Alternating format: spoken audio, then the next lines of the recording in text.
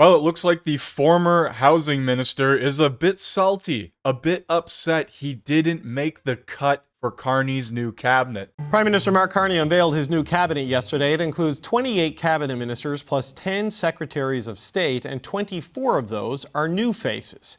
But that means Carney dropped 10 ministers who were part of his first cabinet, including former National Defense Minister Bill Blair and Minister of Energy and Natural Resources Jonathan Wilkinson. Our next guest is among those MPs not returning to cabinet. Nathaniel Erskine-Smith is an Ontario Liberal MP and the former Minister of Housing, Infrastructure and Communities. It's good to see you, sir. Thanks for joining us. Appreciate it. The subtle little roast there. One of the many ministers not returning to cabinet, right to his face. Yeah, good to be here.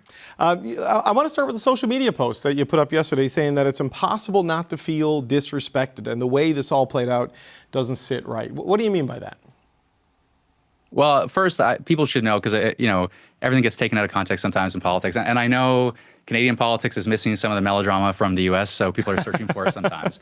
But it was a looking for the melodrama, taking things out of context. You tweeted not just once, but 7 times in a thread. 7 times, along with saying that you also went on a run to clear your mind about not making it. You could have just put one post out there congratulating the new ministers in the cabinet and moving on with your life. It's quite obvious that you're upset you didn't make the cut. Carney didn't choose you. You can't sit here and say one thing, oh, people are just looking for a drama in a situation where there is none, and then go on social media and post a bloody novel. A bigger social media post really about congratulating Prime Minister Carney and the new cabinet and wishing them every success, and saying I wish the new minister well, and I especially seeing some older colleagues who have not been recognized, I think, over the years in quite the same way. It's great to see some of them around the cabinet table and congratulating colleagues old and new. And then it was a bit more of a personal reflection to say, yeah, of course,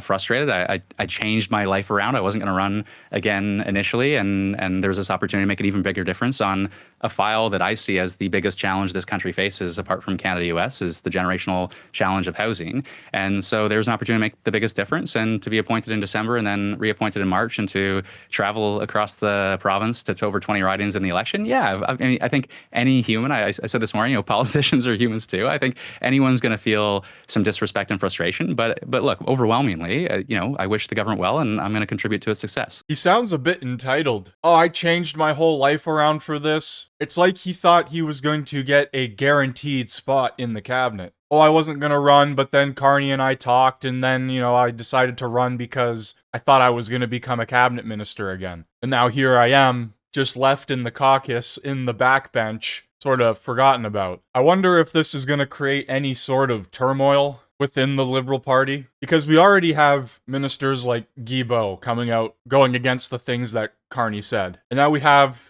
this former housing minister here who feels like he's been disrespected, feels like he's been cast aside. We are roughly 2 weeks into this new cabinet, new government, and already ministers are going against Carney's word. They're saying they feel disrespected and they're upset with the cabinet and how things turned out, even though they won the election. It really sounds like Carney isn't the man for the job. He doesn't have these leadership skills to keep people in line to some degree. Were you given an explanation? I would assume that the Prime Minister gave you a call when he told you. I don't know if it was him or if it was a staff person. Were you given an explanation by Mr. Carney or anyone else why the change?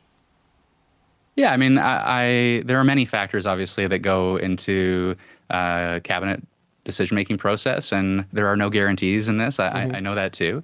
And so it was really a consequence of they had someone tapped, the new minister that they were really looking forward to contributing, and thought he would be best placed in that file. And then, there are all sorts of considerations, regional, geographic, different backgrounds, and, many of us, frankly, look in caucus. There's lots of talented people in caucus, and I wasn't the only one. So many talented people don't make the cut, and lots of reasons go into it. And the funniest part about all of this is he wasn't even Minister of Housing for that long.